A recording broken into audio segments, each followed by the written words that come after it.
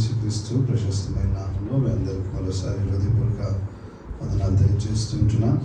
మరియు ఈరోజు యొక్క అంశాన్ని మనం చూసుకుంటూ ఉంటే బైబిల్లోని 4 లేక 5 చేపల యొక్క విషయాలను మనము చూసుకోబోతూ ఉంటున్నాం. కాబట్టి యోబు గ్రంథము 12వ అధ్యాయము 8వ వచనం చదువుకుందాం. యోబు గ్రంథము 12వ అధ్యాయము 8వ వచనాన్ని చదువుకుందాం.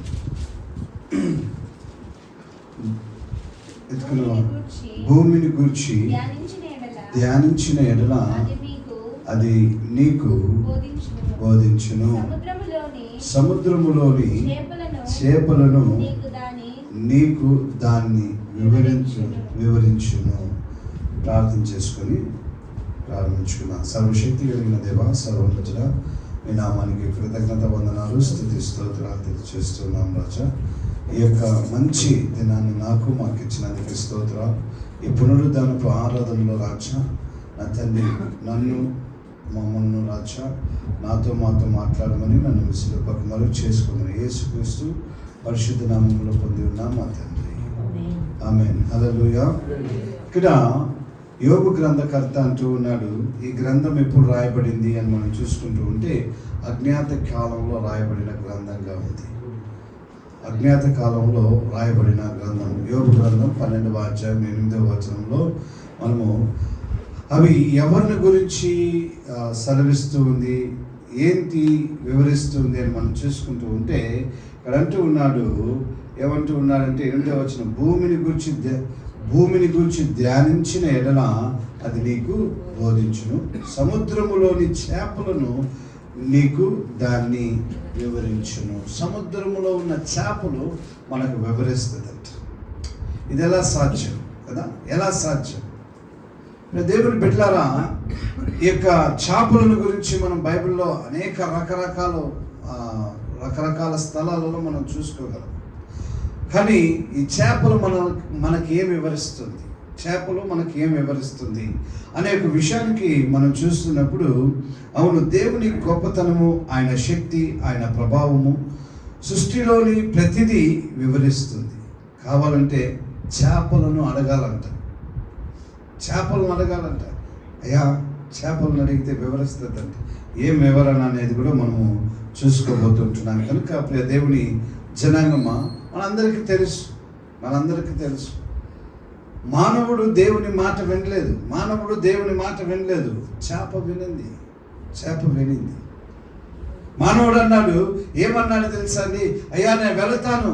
దేవుడు అన్నాడు, నువ్వు వెళ్ళాలి, నెరవేకి వెళ్ళాలి, యోనా నువ్వు వెళ్ళాలి అని చెప్తే, ప్రభువా ఖచ్చితంగా వెళ్తాను ప్రభు అని ఎక్కడికి వెళ్తున్నాడు? తర్షీషుకు వెళ్తూ ఉన్నాడు.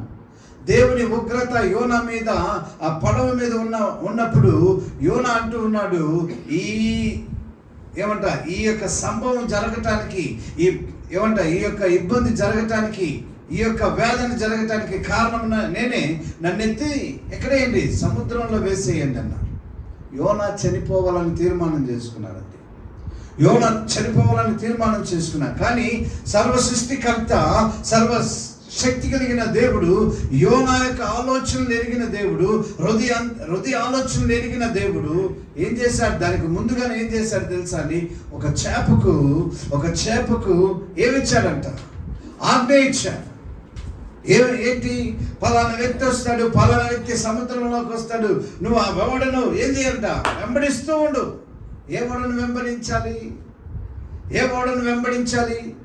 ఏ ఓడలో అయితే యోనా ఉన్నాడో, ఏ ఓడ అయితే తర్షీషుకు వెళ్తుందో, ఆ యొక్క ఓడను వెంబడించి. ఎవరికి ఆజ్ఞాపిస్తున్నాడు దేవుడు? చేపకు ఆజ్ఞాపిస్తూ ఉన్నాడు. మీకు తెలుసా అండి, వెంటనే యోనా పడగానే, సముద్రంలో వేయగానే చేప నోరు తెరుచుకునిందండి. మత్స్యము నోరు తెరిచింది, అందులోనికి వెళ్ళిపోయారు. దేవుడు చెప్పకపోతే చేప ఎలాగొస్తుంది? దేవుడు ఆజ్ఞాపించకుండా ఉంటే చేప ఎలా చేస్తుంది? ఆ కార్యం 3 దినాలు అది ఆహారం లేక ఉన్నది. 3 దినాలు ప్రయాణం వెళ్ళింది. ఎక్కడికి? నెనవేకి వెళ్ళింది. తర్షీషు దగ్గరలోకి వస్తూ ఉన్నాడు. తర్షీషుకి దగ్గరకు రాగానే దేవుడు ఆజ్ఞాపించగానే ఏం చేశాడు తెలుసా? ఈ చేప ఎక్కడికి తీసుకుని వెళ్ళింది తెలుసా? పెద్ద చేప. మొట్టమొదటిది పెద్ద చేప. ఈ పెద్ద చేప నోరు తెరవగా యోనా అందులోకి వెళ్ళాడు. రెండవసారి తల్లి గర్భంలోనికి వెళ్ళినట్లుగా వెళ్ళాడు. మొదటిసారి ఏమో తల్లి గర్భంలో నుండి బయటకు వచ్చాడు. రెండవసారిగా తల్లి గర్భంలో ఏ విధంగా అయితే కూర్చుంటాడో అదే విధంగా కూర్చొని 3 దినాలు అన్నం లేక నీళ్ళు లేక ఉన్న యొక్క ఆ గర్భాలయములో ఆ కూర్చున్న విధం చూస్తే, ఆ వాసన చూస్తే ఓ భయంకరమైన వాసన. మీకు తెలుసా అండి, యోనా ఉపవాసం ఉన్నాడు, చేప కూడా ఉపవాసం ఉన్నది. ఒకవేళ ఏమంట చేప ఏదైనా ఆహారాన్ని తిన్నదనుకోండి, యోనా జీర్ణమైపోతాడు. మీకు తెలుసా, దేవుని యొక్క ఆజ్ఞ చూడండి, జీర్ణ శక్తి వరకు పంపించలేదు ఎవరిని, యోనాని జీర్ణ శక్తి వరకు పంపించలేదు. ఒకవేళ జీర్ణ శక్తి ఎక్కడవుతుందో ఆ సంచిలోకి వెళ్ళాడు అనుకోండి, యోనా ఏమైపోతాడు, జీర్ణమైపోతాడు. అవునా కదండి? ఆలోచన చేయండి. దేవుని యొక్క మహాకార్యాలను మనం చూసుకుంటూ ఉంటే, దేవుడు ఏదైతే చెప్పాడో ఆ చేప వినింది. అనుకోని ఉంటుంది కదా, ఏంటి ప్రభు నాకు ఇలాంటి శోధన పెట్టేసి, మనకు చిన్న ఇబ్బంది కలగగానే మనం ఏం చేస్తాం తెలుసా, దేవుణ్ణి సనుక్కుంటాం. కానీ చేప సనుక్కోలేదు. ఏం చేసింది తెలుసా, చేప సనుక్కోలేదు. ప్రియ దేవుని పెట్టారా, 2వ అధ్యాయం 10వ వచనంలో చూసుకున్నప్పుడు, అంతలో మత్స్యమునకు ఆజ్ఞేయగా అది యోనాను నేల మీద కక్కివేశాను. యోనా 2వ అధ్యాయం 10వ వచనంలో అంతలో, ఇప్పుడు మొదటిసారినేమో వెంబడించమన్నాడు, ఓడను వెంబడించింది. ఎక్కడి నుంచి వెంబడిస్తుందో మనకైతే తెలియదు. కానీ ఒకవేళ ఎక్కడ ఆయనున్న స్థలంలో నుండి పడవ విడిచినది మొదలుకొని చేప పడవను వెంబడిస్తూనే ఉన్నది కదా. ఎంత గొప్ప దేవుడు చూడండి. 2వసారి ఏం చేస్తుంది, ఆజ్ఞ ఇవ్వగా 2వ అధ్యాయం 10వ వచనంలో అంటున్నాడు. ఆ మాటను చదివితే తెలుసు, అంతలో యెహోవా మత్స్యమునకు ఆజ్ఞ ఇయ్యగా అది యోనాను నేల మీద కక్కివేసెను. ఇది ప్రమాదకరమైన జీవితం.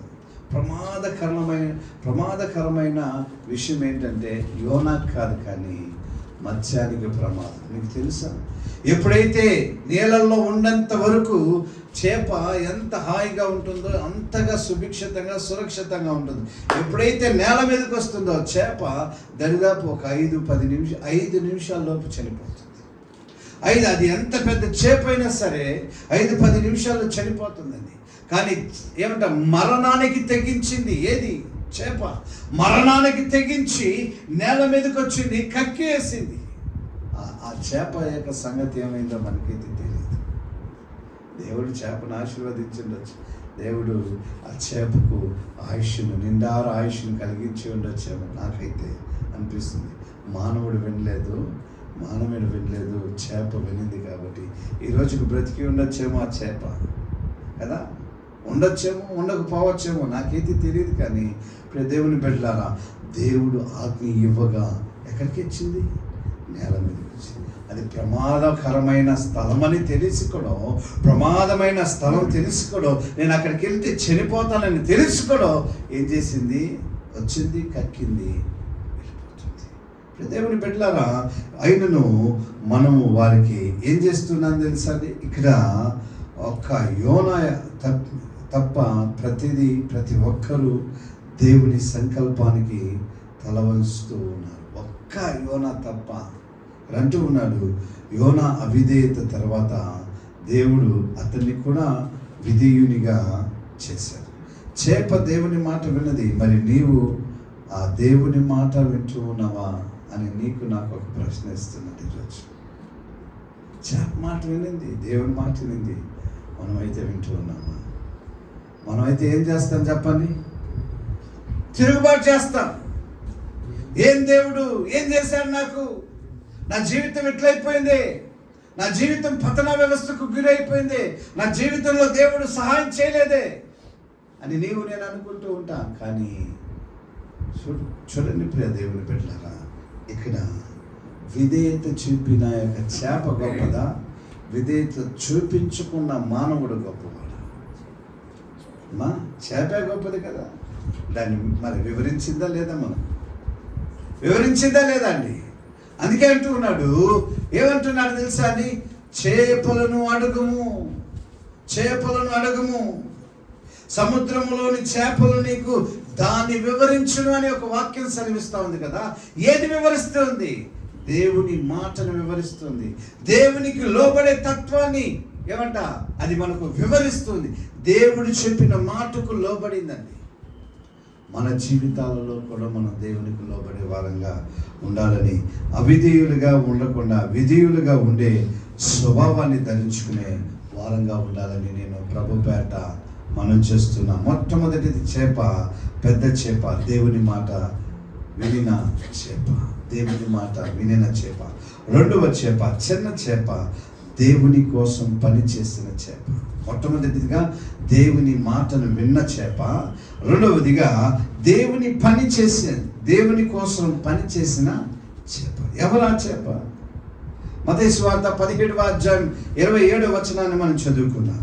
మత్తయి సువార్త 17, Matthew chapter 17 verse 27. చదవండి, ఎత్తుకున్న వారు చదవండి. మత్తయి సువార్త 17వ అధ్యాయం 27వ వచనం. అయినను మనము వారికి అభ్యంతరము కలుగు చేయకుండానట్లు నీవు సముద్రమునకు పోయి గాలము వేసి మొదట పైకి వచ్చి చేపను పట్టుకొని దాని నోరు తెరిచిన ఎడల ఒక షేకేలు దొరుకును.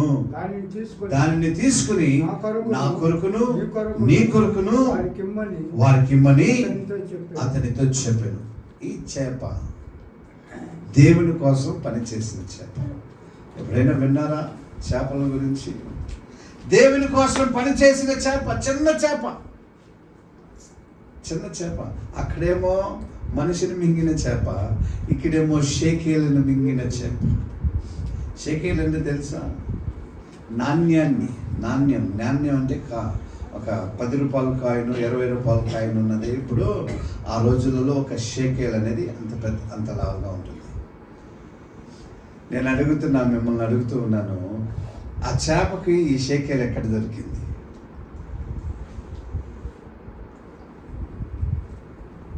అర్థమవుతుందన్న మాటలు. ఆ చేపకి ఈ షేకేల్ ఎక్కడ దొరికింది? యేసుక్రీస్తు ప్రభువారిని, పేతుర్ని, మత పెద్దలు, యాజకులు, ప్రధాన యాజకులు అందరూ నిలబెట్టారు. అందరూ ట్యాక్స్ కడుతున్నారు కదా, నువ్వెందుకు ట్యాక్స్ కట్టినట్టు ఉన్నావు? నువ్వెందుకు పన్ను కట్టినట్టు ఉన్నావు అన్నప్పుడు దేవుడు వారికి అభ్యంతరకరంగా ఉండకుండా పేతురుకి చెప్పాను, నువ్వు వెళ్ళు, సముద్రానికి వెళ్ళు, గాలమి, ఒక చేప దొరుకుతుంది. ఆ చేప, మొట్టమొదటి చేప దొరికిన వెంటనే నువ్వేం చేయి, దాని నోరు బాగుగా తెరు, అందులో ఒక షేకేలు ఉంటుంది, తీసుకో, నీ కొరకు నా కొరకు ఏం చేయమంటున్నాడు? పన్ను కట్టంటున్నాడు. ఎవరో ఒక ఆసామి ఏం చేశారు తెలుసా? ఆ సముద్రం ఒడ్డున ఉన్నప్పుడు ఒక షేకేలను, ఒక నాణ్యాన్ని పోగొట్టుకున్నాడు. ఎప్పుడెప్పుడు పోగొట్టుకుంటాడా? ఎప్పుడెప్పుడు ఆ నీళ్ళలో పడుతుందా? ఈ చేప వెళ్ళి మింగటానికి ఎన్ని రోజులైందో అది మనకైతే తెలియదు. తెలుసండి, ఎన్ని రోజులైందో తెలీదు. అది మింగి బ్రతుకుతూ ఉందంటే అది దేవుని మహత్కార్యం కదా. దేవుని కోసం పనిచేసిన చేప.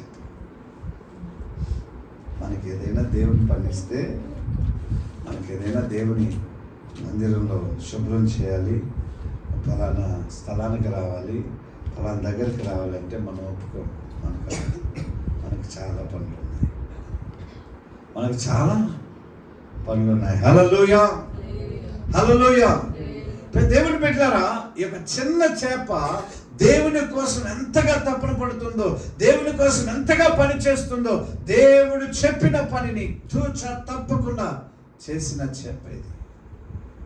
వెళ్ళాడు, గాలం వేశాడు, పేతురయ్య గారు చేప బయటికి రాగానే నోరు తెరిచాడు, షేకేలు తీసుకున్నాడు, దాన్ని పారేశాడు, సముద్రంలో వేసాడో బయట వేసాడో మనకైతే తెలియదు. కానీ ఆ చిన్న చేప ఎవరి కోసం సేవ చేసింది, పనిచేసింది? ఎవరి కోసం పనిచేసిందండి? దేవుని కోసం పనిచేసింది. ఒక చిన్న చేప దేవుని కోసం పనిచేస్తుంటే 6 అడుగులు ఉన్న మనిషి, 5 అడుగులు ఉన్న మనిషి, 5 అడుగులు ఉన్న మనిషి, 6 అడుగులు ఉన్న మనిషి దేవుని మాటకు విధేయులుగా లేరు, అవిధేయులుగా కనబడుతుంది. అయ్యా మందిరానికి వచ్చి ప్రార్థన చేయి, నేను బిజీగా ఉన్నాను, వాక్యాన్ని విను, బిజీగా ఉన్నాను, ఉపవాసానికి రా, బిజీగా ఉన్నాను, సమాహాసానికి రా, బిజీగా ఉన్నా, ఇంటి కోడికలకు రండి అంటే బిజీగా ఉన్నాను, బిజీ. ఇంకెప్పుడు మనం దేవునికి సేవ చేసేది? ఇంకెప్పుడు దేవుని కొరకు పని చేసేది? ఒకరోజు ప్రశ్న వేస్తారు మనల్ని, ఫలానా సమయంలో ఫలానా దగ్గర కూడిక జరుగుతుందని నేను ఎందుకు వెళ్ళలేదు? నువ్వు ఇంట్లో కూర్చొనే ఉన్నావు కదా. ఈ మధ్యకాలంలో ఏమనుకోవద్దండి, దయచేసి నన్ను క్షమించండి. మధ్యకాలంలో నేను ఇన్విటేషన్ ఇచ్చేయడానికి వెళ్ళినప్పుడు పురుషులు సీరియల్ చూస్తున్నారు, స్త్రీలు సీరియల్. ఎక్కడ? అన్యుల కుటుంబాలు కాదండి, క్షమించాలి, అన్యుల కుటుంబాలు కాదు, క్రైస్తవ కుటుంబాలలో సీరియల్ వెళ్తుంది.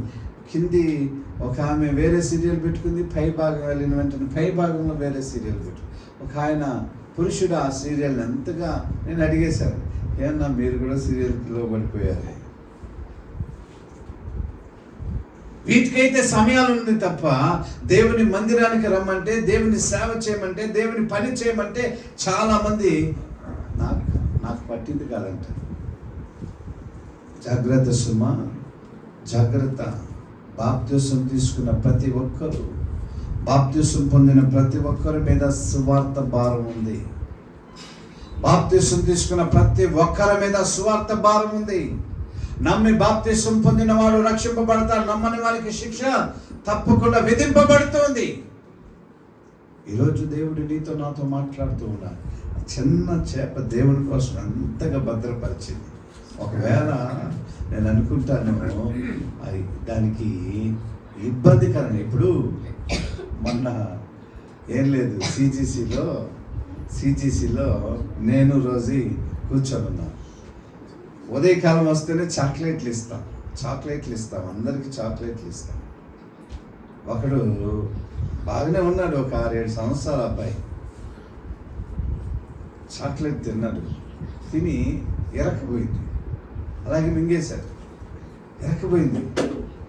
నన్ను రోజీను మా గుండె ఆగేంత పని అయిపోయింది.